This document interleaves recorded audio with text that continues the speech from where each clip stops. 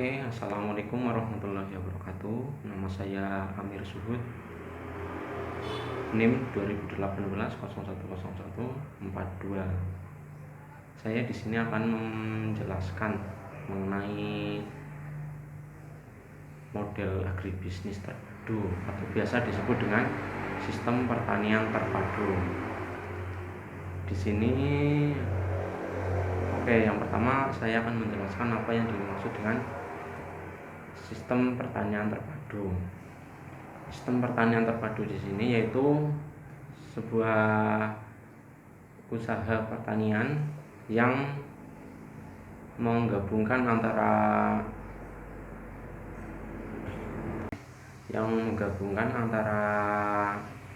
pertanian, perikanan, perhutanan, bahkan peternakan.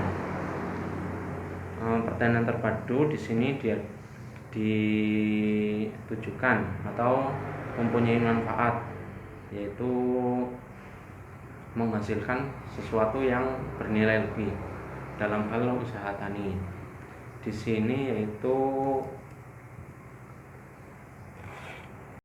pertanian terpadu sendiri mempunyai tujuan yaitu menjaga keanekaragaman hayati dengan cara tidak merusak lingkungan karena limbah-limbah yang ada di pertanian seperti pupuk kimia dan zat-zat lain yang terkandung di dalam dunia usaha tani. Keseimbangan yang terjadi di dalam sistem pertanian terpadu akan meningkatkan suatu nilai produktivitas yang menggabungkan beberapa komoditas menjadi satu, baik itu dari peternakan, perikanan, pertanian, dan lain-lain.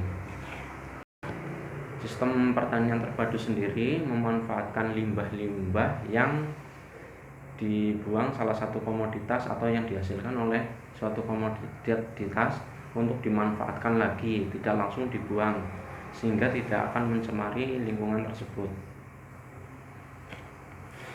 Dan limbah-limbah tersebut dapat dimanfaatkan sebagai pupuk maupun pakan dari komoditas yang lain. Atau agar pemanfaatan tersebut dapat terjadi secara efektif dan efisien, maka sebaiknya produksi pertanian terpadu berada dalam suatu kawasan atau lingkungan. Pada kawasan ini sebaiknya ada sektor pertanian, perikanan, peternakan, sehingga akan menghasilkan satu sama lain.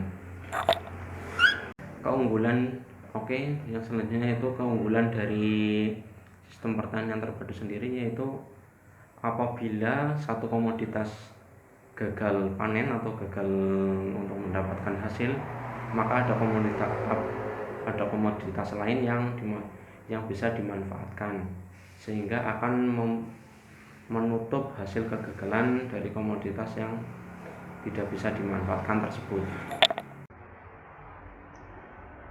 Untuk yang pertama yaitu di sini sudah dapat dilihat. Di sini ada kolam sebagai tempat untuk lahan perikanan, sawah sebagai untuk lahan pertanian, dan kandang sebagai lahan peternakan. Ini nama saya, NIM, kelas, prodi, maupun kampus.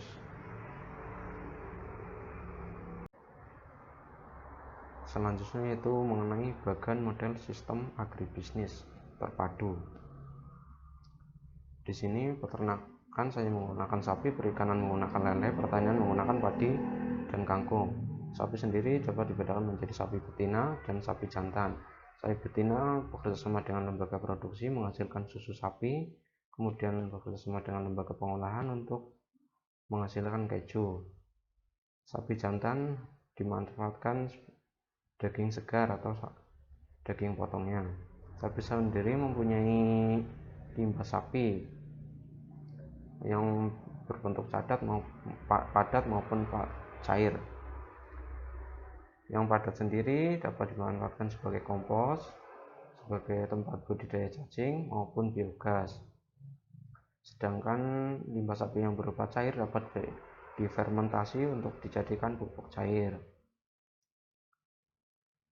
Yang kedua yaitu lele, bekerja sama dengan lembaga pasca panen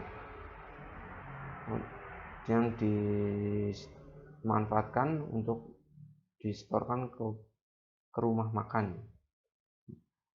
Lele sendiri mempunyai limbah lele yang dapat dijadikan pupuk organik. Oke, yang ketiga yaitu padi dan kangkung, bekerja sama dengan lembaga penyuluhan atau bisa disebut dengan penyuluhan pertanian. Pertanian tersebut mempunyai limbah yaitu limbah padi dan limbah kangkung. Kedua limbah tersebut dapat dimanfaatkan sebagai pupuk organik. Limbah padi sendiri yaitu merupakan pakan ternak utama dari komoditas sapi dari peternakan. Sedangkan limbah kangkung sendiri dapat digunakan sebagai pakan lele dari komoditas perikanan. Selanjutnya yaitu kompos dari limbah sapi maupun yang berupa pupuk cair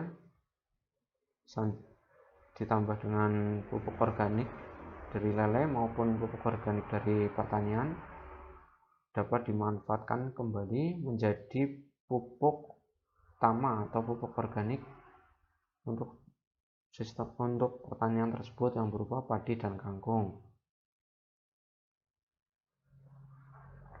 Selanjutnya yaitu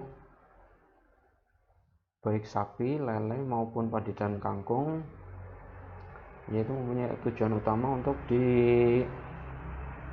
dijual melalui lembaga pemasaran yang akan disalurkan ke pemasaran atau ke pasar, baik itu pasar tradisional maupun pasar modern.